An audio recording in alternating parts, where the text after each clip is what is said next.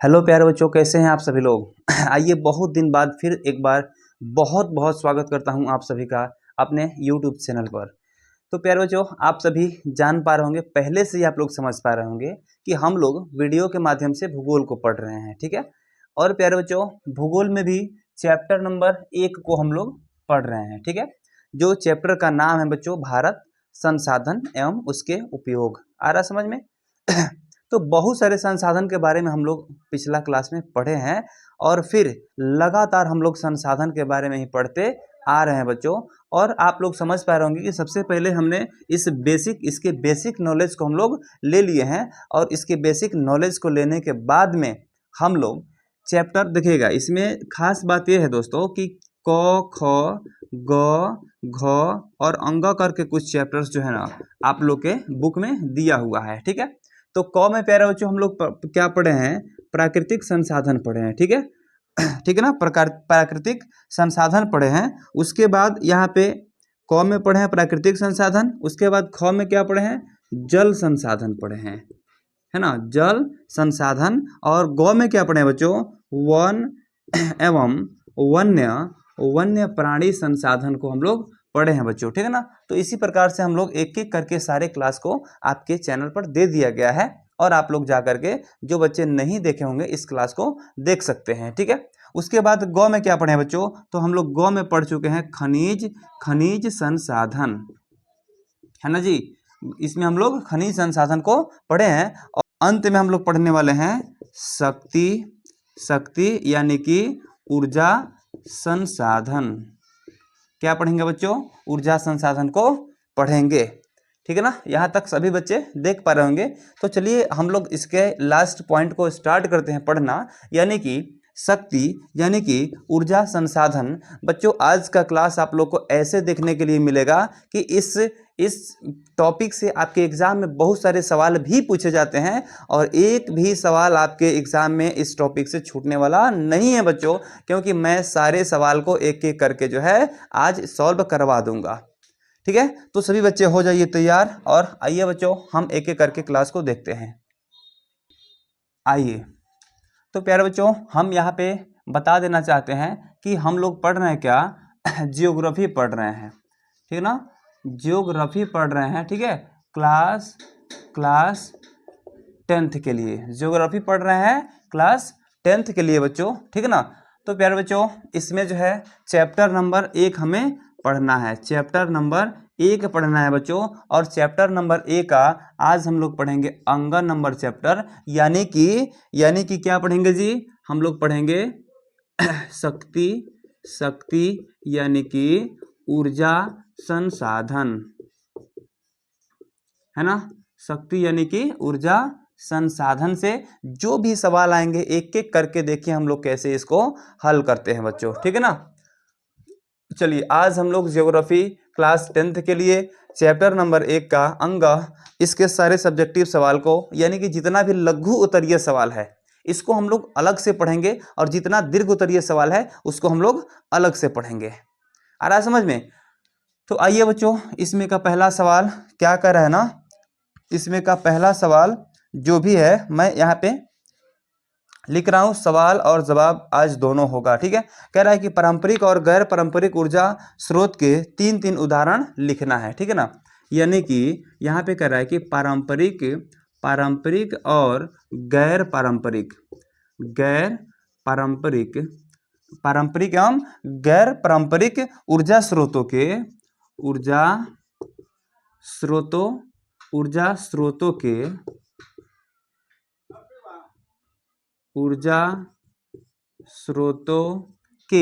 क्या करना है बच्चों, 3 उदाहरण लिखना है, 3 उदाहरण, 3 क्या कह रहा है कि उदाहरण लिखें, है ना, 3 उदाहरण लिखें, है ना जी। तो आइए बच्चों यहाँ पे आप लोग देख पा रहे होंगे कि पारंपरिक और गैर पारंपरिक ऊर्जा स्रोत का, है ना, ऊर्जा स्रोत के 3 उदाहरण लिखना है। कभी आप लोग पारंपरिक गीत को सुने हैं, वो सुने होंगे, छठ का गीत जो होता है केरवा जे फरेला घावा दा से, सुने है ना। तो ऐसे चीज यानी कि जो जो चीज़ें शुरू से ही आज तक, यानी कि जो गार्जियन के तरफ जो है बहुत पहले से जो है उसको हम लोग के गार्जियन के मुख से सुनने को मिलता है, उन लोगों के कीर्ति जो वे लोग सुनाते हैं हमें सुनने को मिलता है, जो बहुत प्राचीन सभ्यता से आते हैं, उसे ही तो हम कहते हैं क्या, पारंपरिक पारंपरिक कहते हैं। और जो पुराने नहीं होते हैं ना, उसे हम गैर पारंपरिक कहते हैं बच्चों। तो उत्तर में क्या लिखेंगे जी, उत्तर में क्या लिखेंगे बच्चों, उत्तर में आप लोग यहाँ पे लिख सकते हैं कि पारंपरिक ऊर्जा, यहाँ पे लिखेंगे पारंपरिक पारंपरिक ऊर्जा, है ना, पारंपरिक ऊर्जा क्या हो जाएगा जी, कोयला हो जाएगा, कोयला, है ना, कोयला हो जाएगा। ठीक है, कोयला के बाद आप लोग यहाँ पे पेट्रोलियम लिख सकते हैं, पेट्रोलियम, है ना, पारंपरिक ऊर्जा क्या हो जाएंगे, पेट्रोलियम हो जाएंगे। और यहाँ पे प्राकृतिक गैस हो जाएंगे, प्राकृतिक प्राकृतिक गैस हो जाएंगे। ठीक है ना। देखिए कोयला बहुत पहले से ही निकलता आ रहा है। जैसे आप लोग सुने होंगे कि ट्रेन में सबसे पहले कोयला इंजन बनाया गया था ना, तो कोयला इंजन जो है उसमें कोयला को फेंका जाता था, जिससे उस पर अधिक मात्रा में वाष्प निकलता था, जिससे ट्रेन चलती थी। इसलिए उसको हम लोग कहते हैं बच्चों वाष्प इंजन कहते थे, या फिर कोयला इंजन भी कहते थे। पेट्रोलियम याद कीजिए कि आप जब से होश संभाले हैं तब से क्या पेट्रोलियम का निर्माण हुआ है क्या, नहीं बच्चों, पेट्रोलियम जो है बहुत पहले से आज तक भी निकलता आ रहा है। प्राकृतिक गैस भी एक बहुत पुरानी सभ्यता से ही हमें प्राप्त होती आ रही है। ठीक है ना। तो चलिए नेक्स्ट हम लोग अब लिखेंगे गैर पारंपरिक, गैर पारंपरिक गैर पारंपरिक ऊर्जा स्रोत, ऊर्जा देखते हैं। ठीक है ना, गैर पारंपरिक ऊर्जा को यहाँ पे देखेंगे बच्चों, तो ये हो जाएगा क्या, सौर ऊर्जा,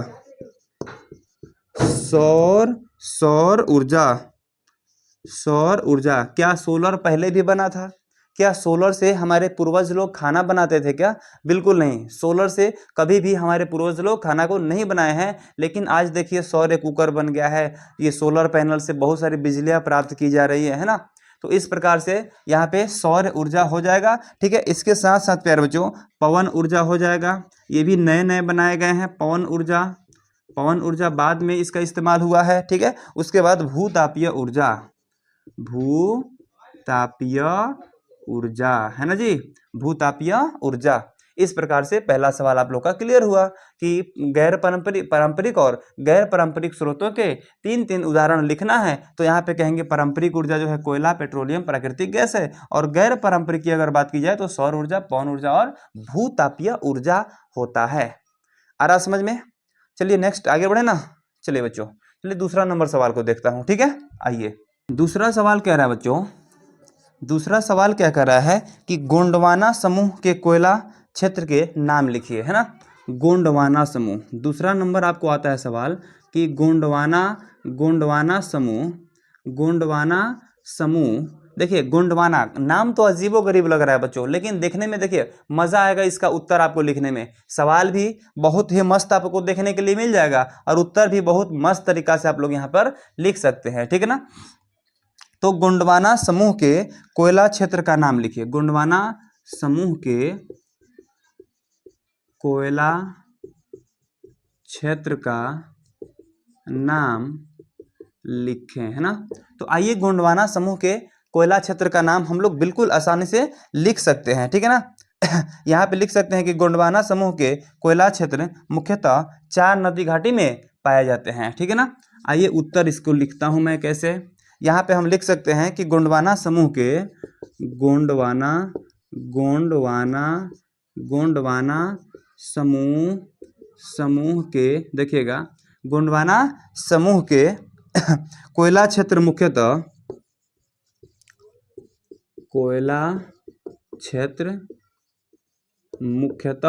मुख्यतः है ना कितना, तो 4 नदी घाटी में पाए जाते हैं, 4 नदी घाटी में पाए जाते हैं, मुख्यतः 4 नदी घाटी में पाए जाते हैं। ठीक है ना। आखिर भी नदी घाटी है कौन कौन बच्चों, तो हम यहाँ पे लिखेंगे पहला, दूसरा, तीसरा और चौथा।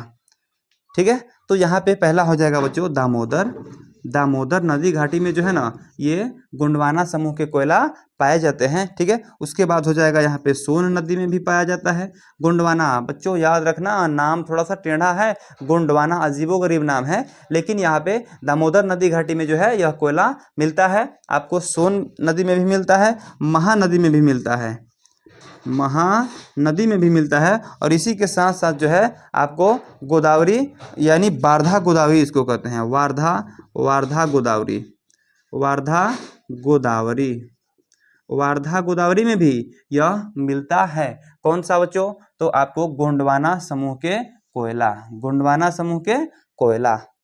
ठीक है, ठीक है ना। चलिए बच्चों तीसरा नंबर सवाल पे चलते हैं, दूसरा नंबर ये खत्म हुआ। ठीक, आइए तीसरा नंबर सवाल पे चलते हैं बच्चों। तीसरा नंबर सवाल यहाँ पे क्या कर रहा है कि झारखंड राज्य के मुख्य कोयला उत्पादक क्षेत्र का नाम लिखना है। कर रहा है कि कोयला उत्पादक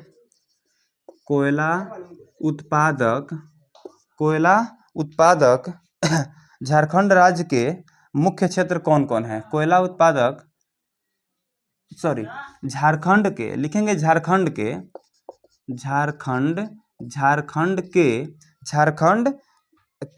मुख्य कोयला उत्पादक, मुख्य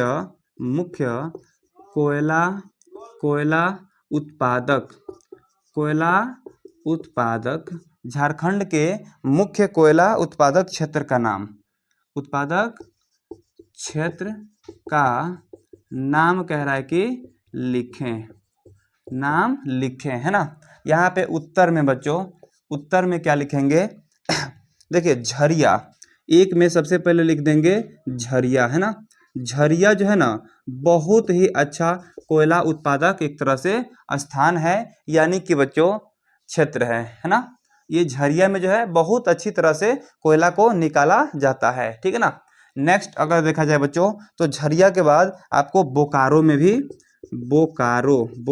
भी कोयला बहुत अधिक मात्रा में निकलता है। ठीक है, उसके बाद हो जाएगा बच्चों रामगढ़, एक वहां पे रामगढ़ है, यहाँ पे भी बहुत अच्छी मात्रा में कोयला को निकाला जाता है। ठीक है, रामगढ़ के बाद आपको हो जाएगा कर्णपुरा, है ना, कर्णपुरा। ठीक है, को कर्णपुरा झारखंड राज्य के, यहाँ पे इतना लिख देंगे और लिखेंगे झारखंड राज्य के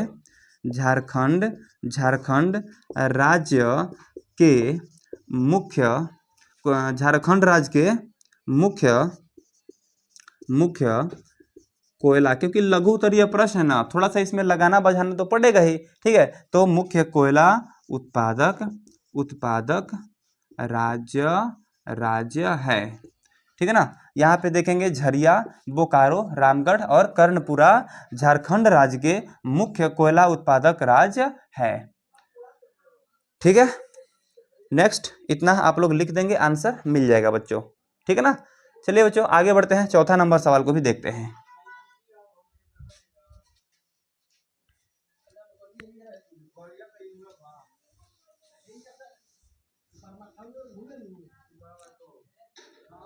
आइए चौथा नंबर सवाल क्या कह रहा है बच्चों? ध्यान देंगे सभी लोग।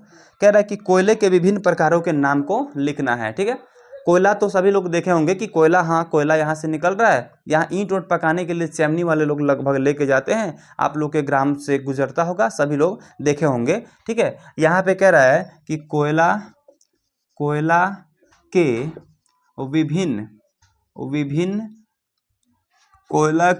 विभिन्न प्रकारों को लिखें, है ना। कोयला के विभिन्न प्रकारों को लिखें। ठीक है, तो उत्तर में लिखेंगे बच्चों, उत्तर में लिखेंगे कि कोयला के विभिन्न प्रकार के नाम, यहाँ पे लिखते हैं कि कोयला के विभिन्न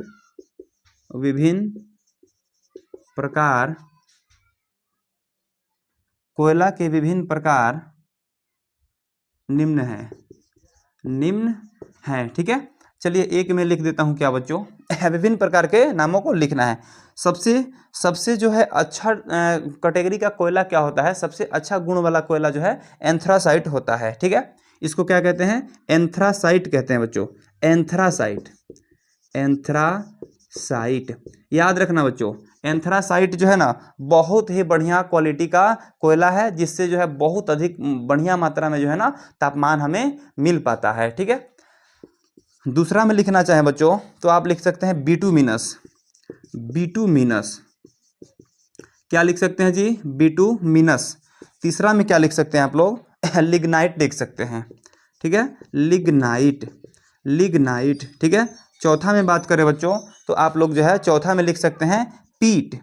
पीट जो कि बहुत ही घटिया क्वालिटी का कोयला है। घटिया, बहुत ही घटिया कोयला इसे कहा जाता है। यह एक बहुत ही घटिया क्वालिटी का जो है कोयला है। ठीक है ना। तो चलिए, सवाल कह रहा है कि कोयला के विभिन्न प्रकारों को लिखना है। कोयला के विभिन्न प्रकार निम्न है। एंथ्रासाइट सबसे बढ़िया कोयला, इससे थोड़ा सा गड़बड़ होता है बिटुमिनस, और उससे भी गड़बड़ होता है लिग्नाइट, और सबसे घटिया क्वालिटी का कोयला होता है जो कि पीट होता है। आ रहा समझ में? तो ऐसे लिख देंगे, एक भी नंबर आपका कटेगा नहीं बच्चों एग्जाम में। ठीक है ना। आइए बच्चों 5वां नंबर को देखते हैं।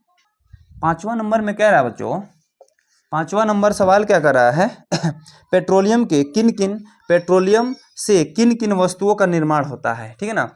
यहाँ पे देखना बच्चों सवाल क्या है, पेट्रोलियम से, पेट्रोलियम, पेट्रोलियम से किन किन, किन किन पेट्रोलियम से जो है किन किन वस्तुओं का निर्माण होता है। देखिए, पेट्रोलियम से डीजल, पेट्रोल और केरोसिन बनाने के अलावा और सारे पदार्थों का भी निर्माण होता है। तो यहाँ पे लिखेंगे पेट्रोलियम से किन किन वस्तुओं का निर्माण होता है।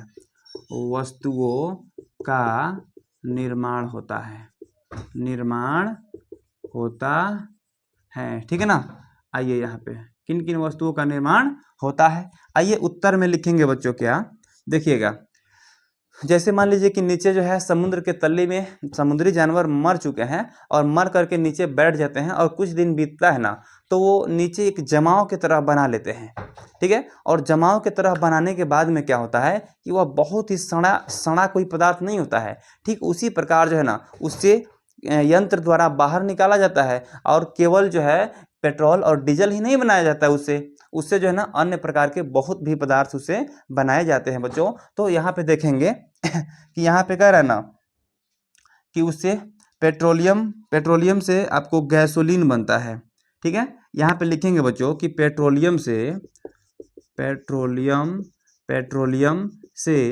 गैसोलीन बनता है। गैसोलीन बनता है। ठीक है ना, गैसोलीन बनता है। ठीक है, गैसोलीन के साथ साथ आपको डीजल भी बनता है, डीजल बनता है। ठीक है ना, डीजल के बाद आपको बनता है किरासन, केरोसिन, केरोसिन यहाँ पे लिख सकते हैं केरोसिन। ठीक है ना, केरोसिन यानी कि मिट्टी तेल सुने हैं ना, तो यही मिट्टी तेल। ठीक है, उसके बाद आपको हो जाएगा स्नेहक ग्रीज सुने हैं, ग्रीज जो गाड़ियों में डाला जाता है, जिससे क्या करता है कि गाड़ी फ्री चलता है, तो उसको कहते हैं स्नेहक। सिलाई मशीन में भी जब सिलाई मशीन जाम चलने लगता है ना तो उसमें भी हम इसको डाल देते हैं, यानी कि मोबिल और ग्रीज दोनों को हम कह सकते हैं कि स्नेहक कहते हैं। ठीक है, यानी जो भी वस्तु को किसी गाड़ियों को चलाने के लिए, किसी यंत्र को चलाने के लिए हम उसको अधिक फिसलनदार बना देते हैं तो उसको कहते हैं स्नेहक। जिस वस्तु से अधिक फिसलनदार बना देते हैं उसी को कहेंगे स्नेहक है। ठीक है ना। चलिए नेक्स्ट। स्नेहक के बाद आपको कीटनाशक दवाएं भी बनाई जाती हैं। कीटनाशक दवाएं भी बनाई जाती है बच्चों। ठीक है, उसके बाद बच्चों यहाँ पे केवल दवाएं भी बनाई जाती है। ठीक है ना, केवल दवाएं भी बनाई जाती है। आपको पेट्रोल लिखे हैं, पेट्रोल नहीं लिखे हैं, पेट्रोल भी बनाए जाते हैं, पेट्रोल भी। ठीक है, और उसके बाद जो है प्लास्टिक भी बनाए जाते हैं। ठीक है, प्लास्टिक इत्यादि और भी बहुत सारे वस्तु इससे बनाए जाते हैं। ठीक है, इत्यादि यहाँ पे लिख देंगे, इत्यादि वस्तुओं का इससे निर्माण क्या होता है कि किया जाता है। एक और इसमें साबुन भी लिख सकते हैं, इससे साबुन भी बनाए जाते हैं। आ रहा समझ में? इससे जो है ना साबुन भी बनाया जाता है।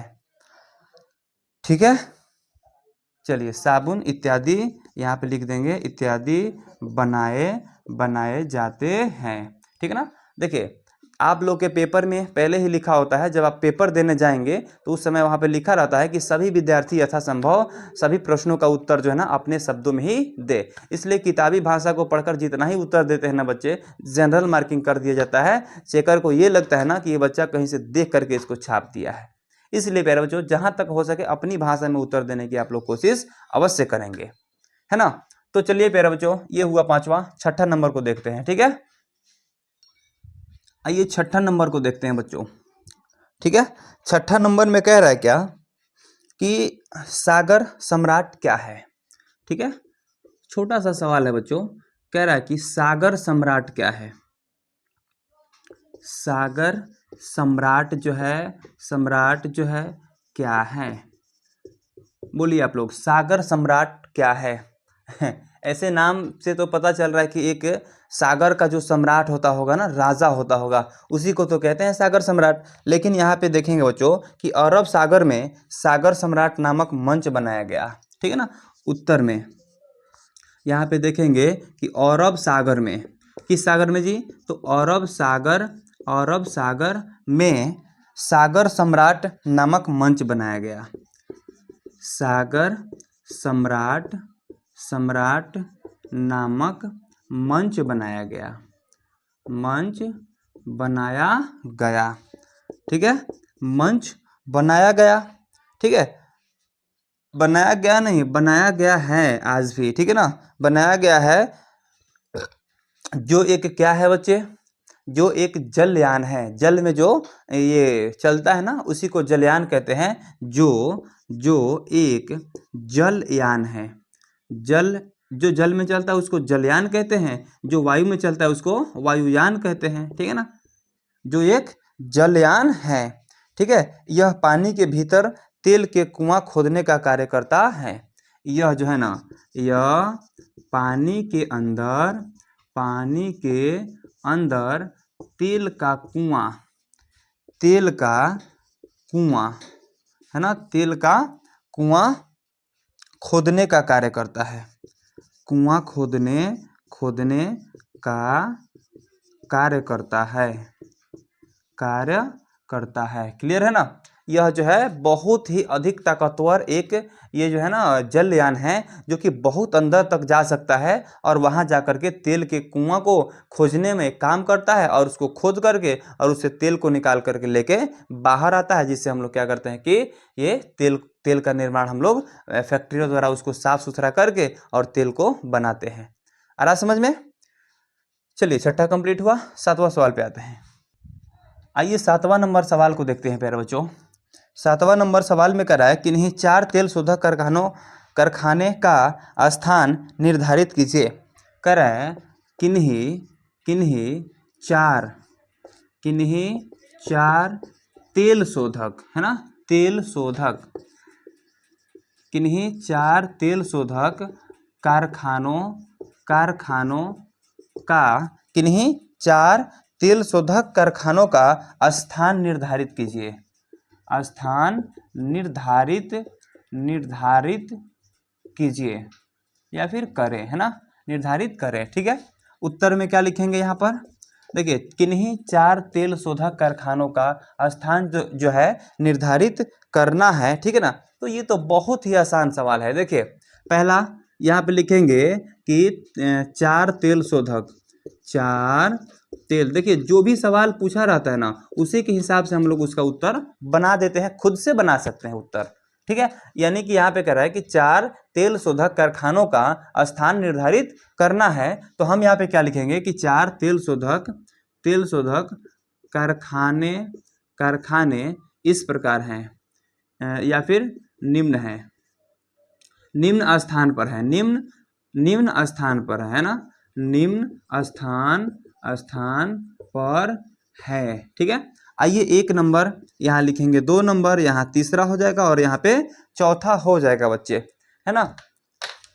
आइए यहाँ पे हम देख रहे हैं 1 नंबर में क्या होना चाहिए बच्चे, तो 1 नंबर में आपको हो जाएगा बरौनी, ठीक है ना। दूसरा में क्या हो जाएगा बच्चों, ये हो जाएगा मथुरा, है ना, मथुरा हो जाएगा। तीसरा में हो जाएगा बच्चों जामनगर, है ना, नगर हो जाएगा, ठीक है। और चौथा में हो जाएगा प्यारे बच्चों हल्दिया,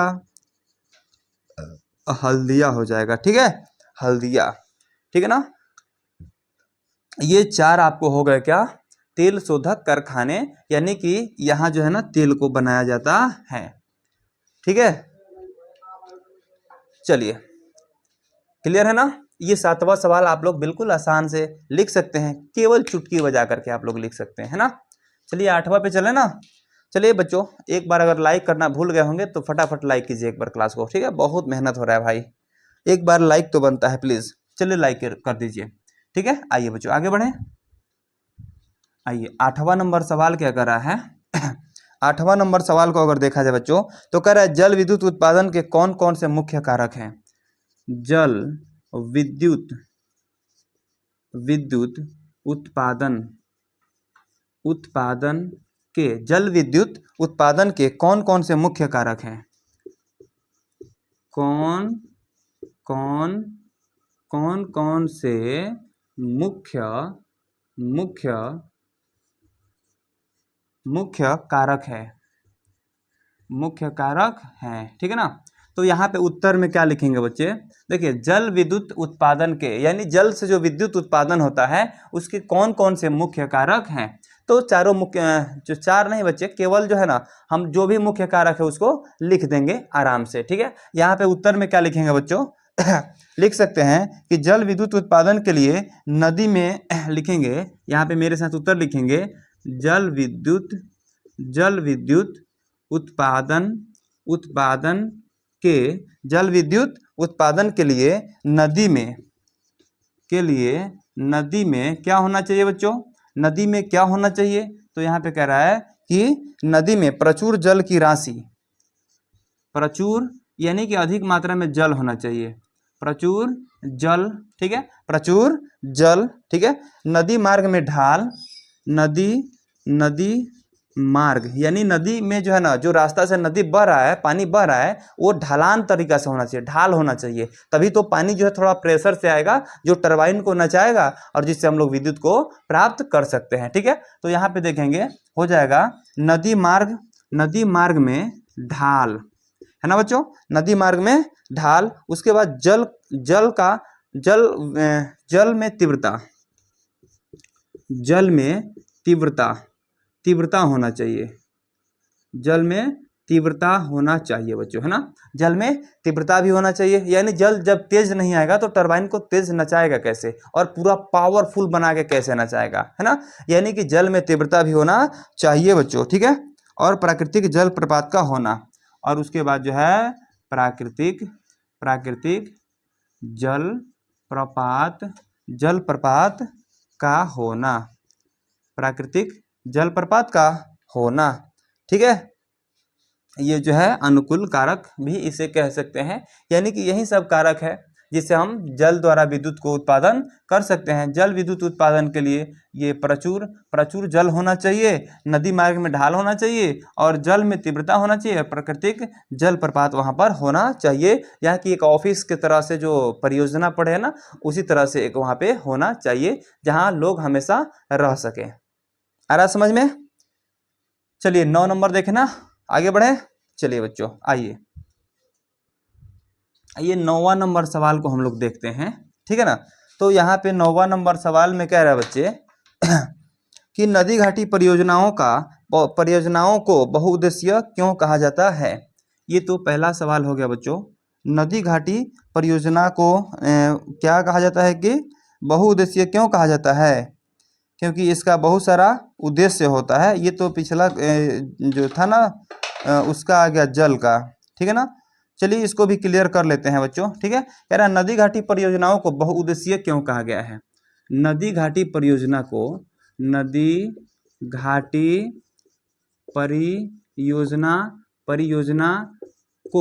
जो है ना बहुउद्देशीय क्यों कहा गया है। बहुउद्देशीय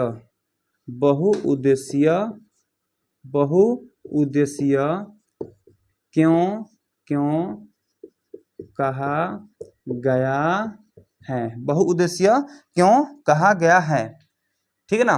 तो यहाँ पे हम लिखेंगे कि नदी घाटी परियोजनाओं के निर्माण कई उद्देश्यों से किया जाता है। ठीक है, यहाँ पे हम उत्तर में क्या लिखेंगे, उत्तर में हम लिखेंगे कि नदी घाटी, देखिए मैं सबसे पहले यहाँ पे बता देता हूँ कि नदी घाटी परियोजना को जो है ना कई उद्देश्यों से बनाया जाता है। जैसे कृषि को करना है, विद्युत उत्पादन करना है, आपको पशुचारण के लिए जो है, कृषि के लिए जो है जंगल को पटाना है, जंगल को जो है सिंचाई करना है। आ रहा समझ में?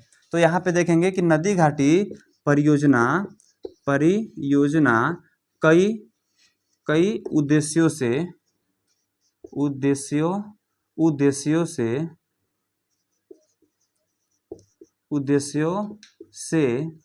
बनाया जाता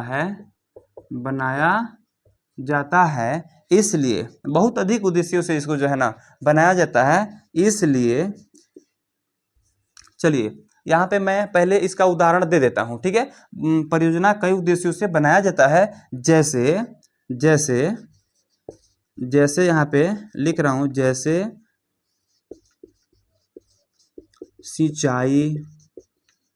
सिंचाई है ना, सिंचाई, बिजली उत्पादन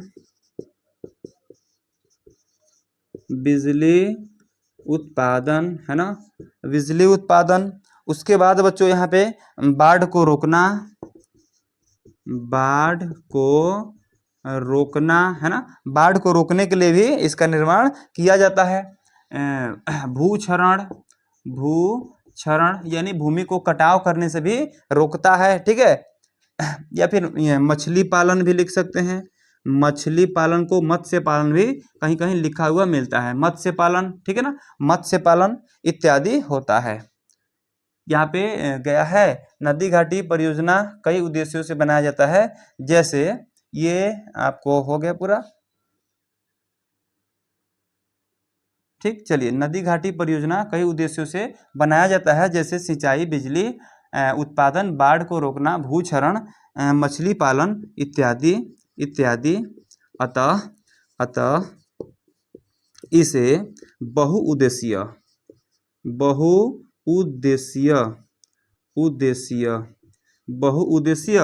कहा जाता है। देखिए परियोजना जो है ना, नदी घाटी परियोजना एक उद्देश्य के लिए नहीं, बहुत अधिक उद्देश्यों के लिए, जैसे कि मैंने यहाँ पे सब चीज बता दिया है। ठीक है, तो इसके लिए अगर इसका परियोजना का निर्माण किया जाता है, इसलिए इसको क्या कहते हैं, बहुउद्देशीय कहते हैं। ठीक है ना, चलिए 9वां नंबर सवाल क्लियर हुए। 10वां नंबर सवाल को देखा जाए। चलिए बच्चों 10वां नंबर सवाल क्या कह रहा है बच्चों 10वां नंबर सवाल में कह रहा है क्या कि निम्नलिखित नदी घाटी परियोजना किन राज्यों में अवस्थित है। कुछ नदी घाटी परियोजना को दे दिया है और बोल रहा है कि ये किन राज्यों में उपस्थित है। ठीक है ना, यहाँ पे सवाल क्या दिया है कि निम्नलिखित नदी घाटी परियोजना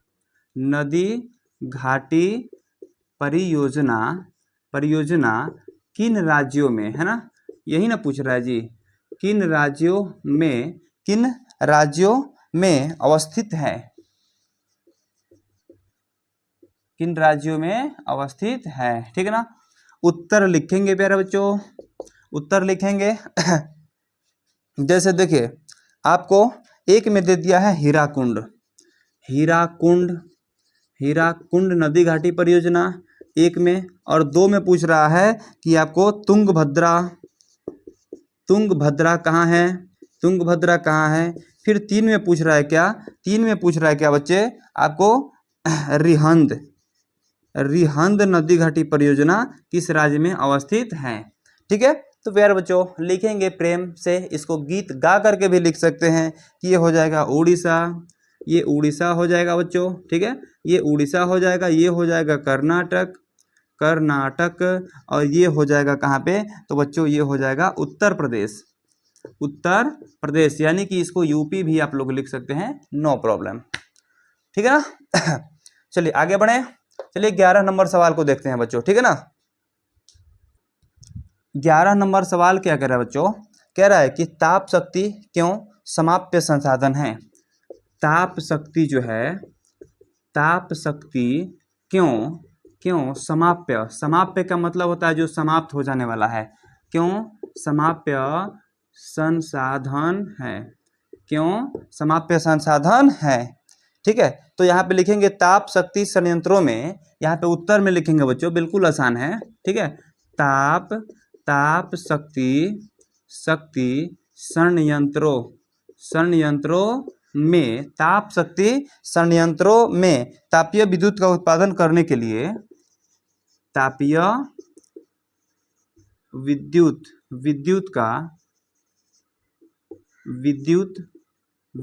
का उत्पादन करने के लिए है ना।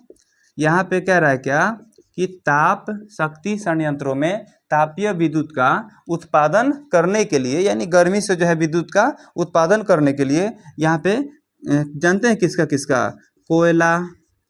कोयला जो कि समाप्य है ना। तो ये अगर समाप्य है तो ताप शक्ति भी तो समाप्य है। आ रहा समझ में? क्योंकि इसके उत्पादन के लिए जो है ना कोयला, और अगर देखें बच्चों तो पेट्रोलियम है ना, पेट्रोलियम के साथ साथ जो है प्राकृतिक गैस का उपयोग होता है। प्राकृतिक गैस का उपयोग होता है। प्राकृतिक गैस का उपयोग होता है। ठीक है ना, इसलिए ही तो यह समाप्य संसाधन है। आ रहा समझ में?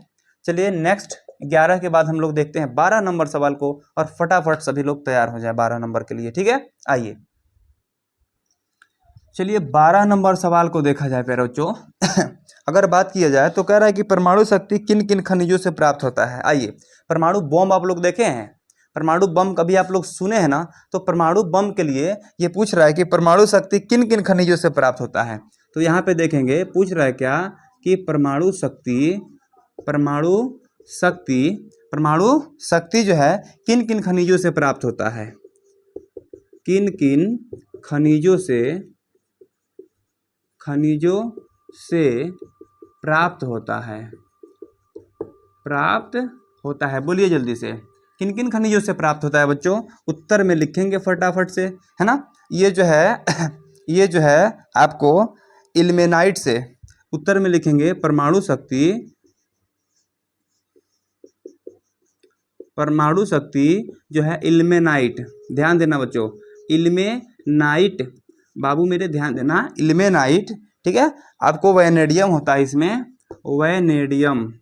वैनेडियम होता है, और वैनेडियम के साथ साथ आपको इसमें एंटीमनी भी होता है। ठीक है ना, इसको लिख सकते हैं एंटीमनी भी इसमें होता है, एंटीमनी। ठीक है, और एंटीमनी के साथ साथ इसमें ग्रेफाइट का भी प्रयोग होता है। जैसे यहाँ पे लिखेंगे ग्रेफाइट भी होता है। ठीक है, ग्रेफाइट, इसके साथ साथ आपको यूरेनियम होता है, यूरेनियम है ना, यूरेनियम। आपको इसमें मोनाजाइट भी हो जाएंगे। ठीक है ना, मोनाजाइट, और भी कुछ और भी खनिज है जिसको मिला करके ये बनाए जाते हैं बच्चों। लेकिन ये सभी मैंने जो बता दिया ये जो है प्रमुख है। आ रहा समझ में? मेनाजाइट इत्यादि आणविक खनिज से प्राप्त होते हैं। इत्यादि आणविक खनिज, ये क्या है बच्चों? आणविक खनिज से प्राप्त होते हैं।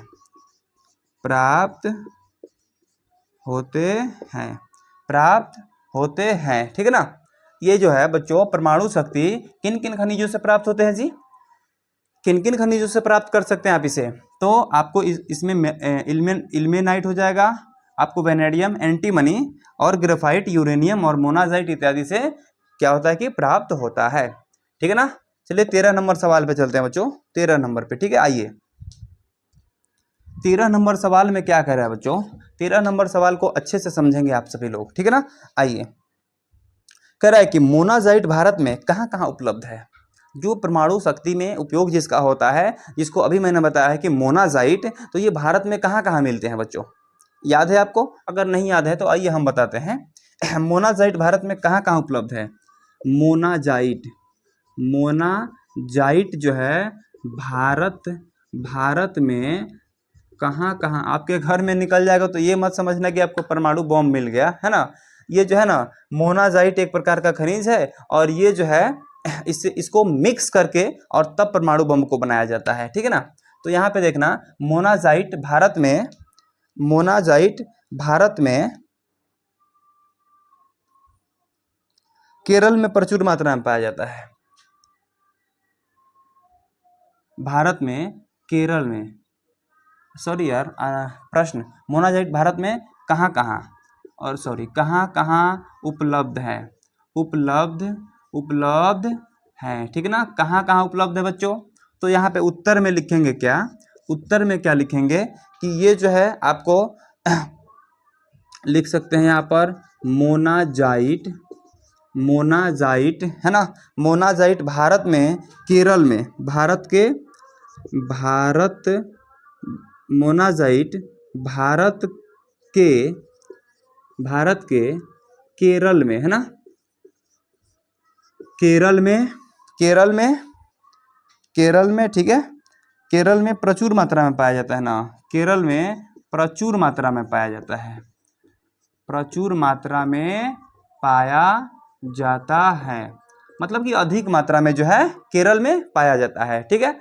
चलिए नेक्स्ट अगर देखा जाए तो इसके अतिरिक्त जो है ना और सभी स्थानों पे पाया जाता है, तो यहाँ पे लिखेंगे कि इसके अतिरिक्त जो है, इसके अतिरिक्त तमिलनाडु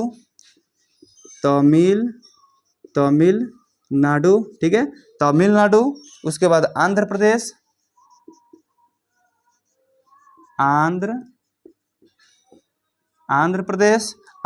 के बाद आपको जो है उड़ीसा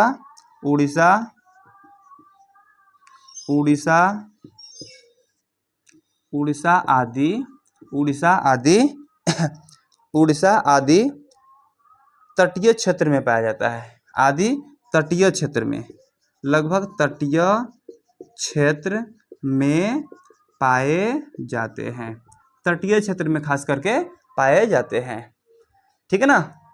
तो चलिए 13 नंबर सवाल को अच्छी तरह से आप लोग समझ लिए होंगे भली भांति, तो ठीक है। अब हम बढ़ते हैं बच्चों 14 नंबर सवाल को अच्छे से समझेंगे आप सभी लोग, ठीक है। आइए 14 नंबर सवाल में क्या कह रहा है बच्चे, कह रहा है कि सौर ऊर्जा का उत्पादन कैसे होता है। सौर ऊर्जा का उत्पादन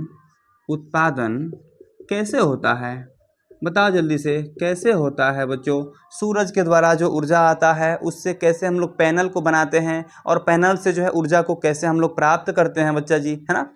तो यहाँ पे उसी सवाल को कह रहा है कि सौर ऊर्जा का उत्पादन कैसे होता है ना। अब हम लिखेंगे यहाँ पे जब फोटोवोल्टाइक, एक नाम है फोटोवोल्टाइक सेलों में, यहाँ पे उत्तर में लिखेंगे, उत्तर में जब फोटोवोल्टाइक है ना, जब फोटोवोल्टाइक सेलों में जब फोटोवोल्टाइक सेलों में विकसित सूर्य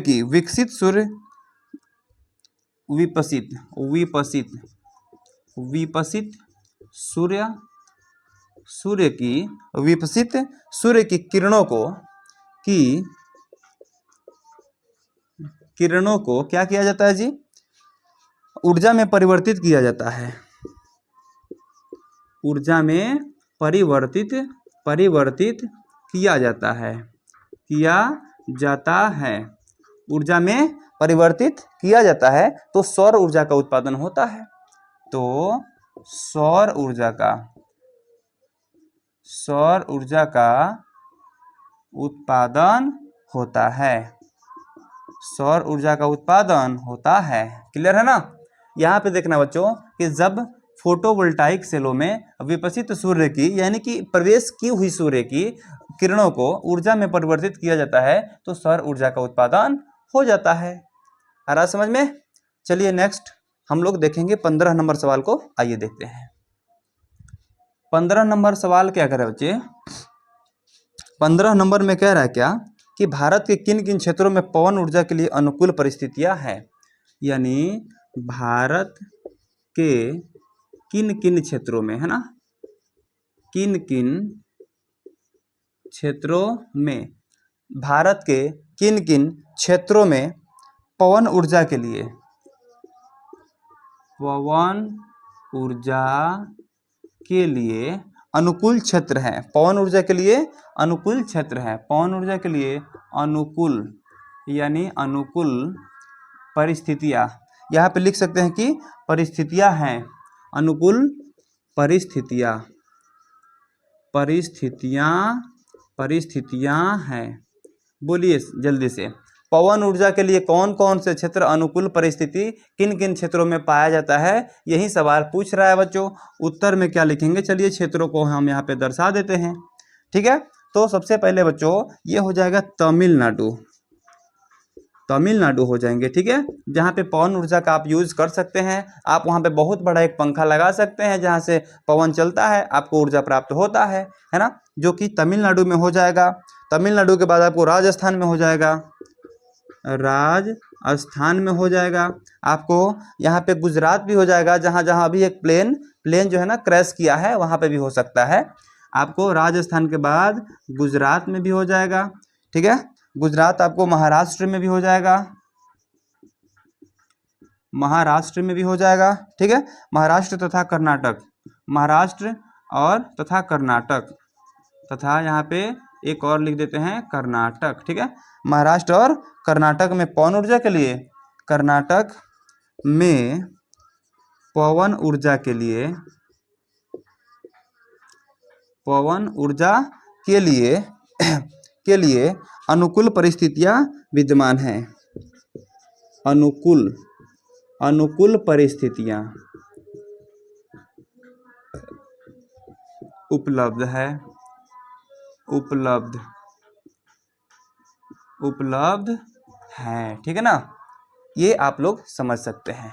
ओके, चलिए तो प्यारे बच्चों, ये सभी जो जगह है यहाँ पे आप पवन ऊर्जा का इस्तेमाल कर सकते हैं। पवन चक्की जो है, पवन चक्की जो हवा से चलता है, उसको आप लोग लगा सकते हैं और उससे जो है आप विद्युत को प्राप्त कर सकते हैं। ठीक है, आगे बढ़े बच्चों, चलिए 16 नंबर सवाल को देखते हैं निधड़क। आइए 16 नंबर सवाल को देखते हैं, है ना। 16 नंबर सवाल में क्या कह रहा है बच्चे, कह रहा है कि मुंबई हाई तेल उत्पादक क्षेत्र का परिचय दे। मुंबई हाई तेल उत्पादक क्षेत्र, मुंबई हाई है ना, मुंबई हाई तेल उत्पादक क्षेत्र का परिचय दे। तेल उत्पादक क्षेत्र का परिचय दें। ठीक है, आइए मुंबई हाई तेल उत्पादक क्षेत्र का हम परिचय देते हैं। ठीक है, यहाँ पे लिख सकते हैं कि मुंबई हाई, मुंबई तट से, उत्तर में क्या लिखेंगे बच्चे, उत्तर में हम क्या लिखेंगे, आइए देखते हैं। अरे कहाँ गया भाई, आओ। मुंबई, उत्तर में क्या लिखते हैं, उत्तर में मुंबई हाई मुंबई तट से,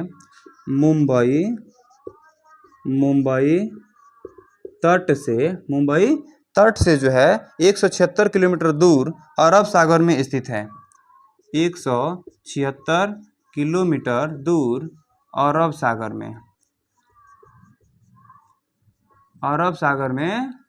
स्थित है ना। मुंबई हाई जो है ना, मुंबई तट से 176 किलोमीटर दूर अरब सागर में स्थित है। ठीक है बच्चों, अब यहाँ पे लिख सकते हैं, यहाँ 1975 में, यहाँ कब बच्चों, तो 1975 में, यहाँ जो है 1975 में तेल खोजने का कार्य शुरू हुआ, तेल खोजने का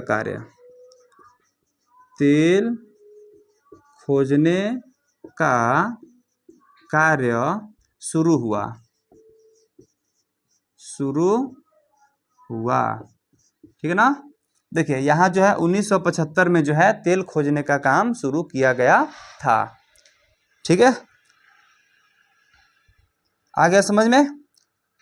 तो चलिए बच्चों, हम यहाँ पे और भी इसमें कुछ लिख सकते हैं क्या, एक और चीज यहाँ पे थोड़ा सा जोड़ देता हूँ बच्चों, कि मुंबई हाई यहाँ पे लिख सकते हैं कि मुंबई हाई जो है, मुंबई हाई समुद्र में सागर सम्राट, यही सागर सम्राट के बारे में कुछ देर पहले मैंने बताया था। हाई समुद्र में सागर सागर सम्राट सागर सम्राट नामक मंच बनाया गया है। मुंबई हाई समुद्र में सागर सम्राट नामक मंच, सागर सम्राट नामक मंच बनाया गया है, मंच बनाया गया है, मंच बनाया गया है, जो एक जलयान है जो पानी के भीतर तेल का कुआं खोजने का काम करता है। ये पहले मैंने आपको बता दिया है। आगे बढ़े ना, इजाजत हो तो आगे बढ़े, सेकंड लास्ट सवाल को देखें, है ना। आइए 17 नंबर सवाल को देखते हैं। यानी कि 17 नंबर सवाल में क्या कर रहा है बच्चे, यह कह रहा है कि पेट्रोलियम का महत्व कोयला से अधिक क्यों है ना। पेट्रोलियम का महत्व कोयला से अधिक है, कोयला से अधिक क्यों है बच्चों, अधिक क्यों है, आपके भी दिमाग में ये चीज़ आ रहा होगा कि क्यों है ना। पेट्रोलियम का महत्व कोयला से अधिक क्यों है बच्चे, याद है आपको। तो आइए, याद नहीं है मैं बताता हूँ ना, उत्तर में लिखते हैं यहाँ पे कि क्यों अधिक है ना। तो यहाँ पे लिख सकते हैं कि कोयला की तुलना में पेट्रोलियम कम प्रदूषण फैलाता है। ठीक है, यहाँ पे लिखेंगे कि पेट्रोलियम अधिक प्रदूषण फैलाता है, पेट्रोलियम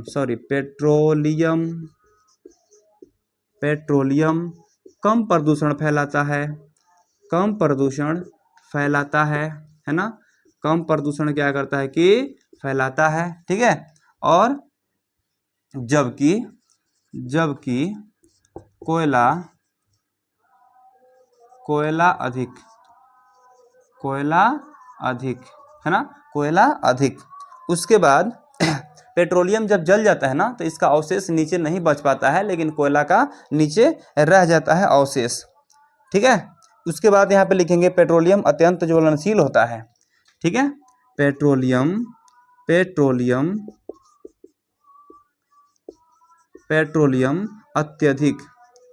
अत्यधिक ज्वलनशील होता है,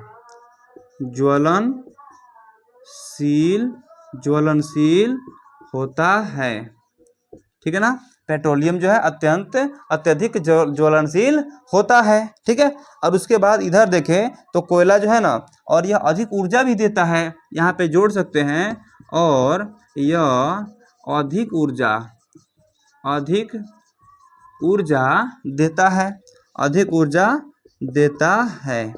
ठीक है, अधिक ऊर्जा देता है, जबकि पेट्रोलियम से में अवशेष नहीं बचता है, ये तो आपको बताए ही हैं। ठीक है, अब आइए यहाँ पे देखते हैं ना कि कोयला जो है इसलिए यहाँ पे, चलिए यहाँ पे इसको खत्म करते हैं। इसलिए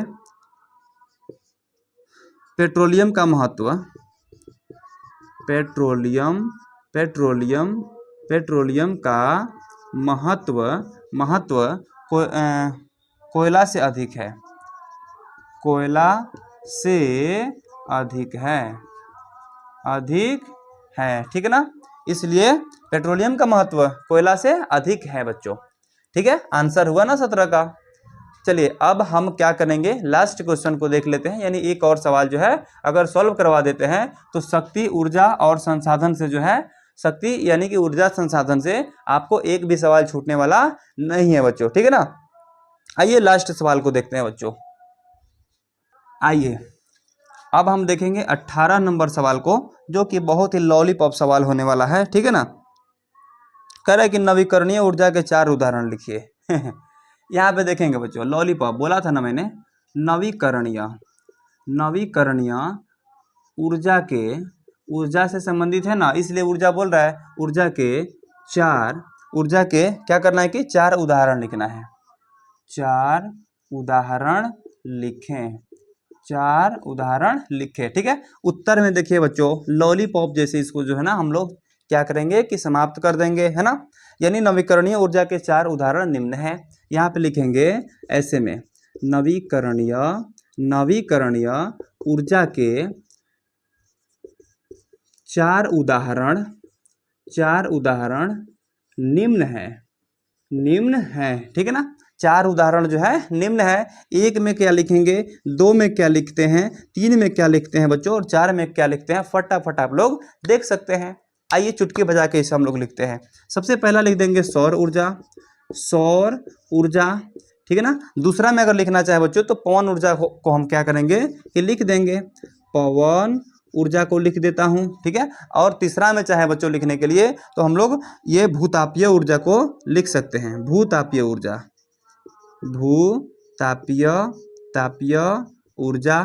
ठीक है। भूतापीय ऊर्जा लिख सकते हैं, सॉरी भूतापीय इधर से लिखना पड़ेगा, है ना। भूतापीय ऊर्जा।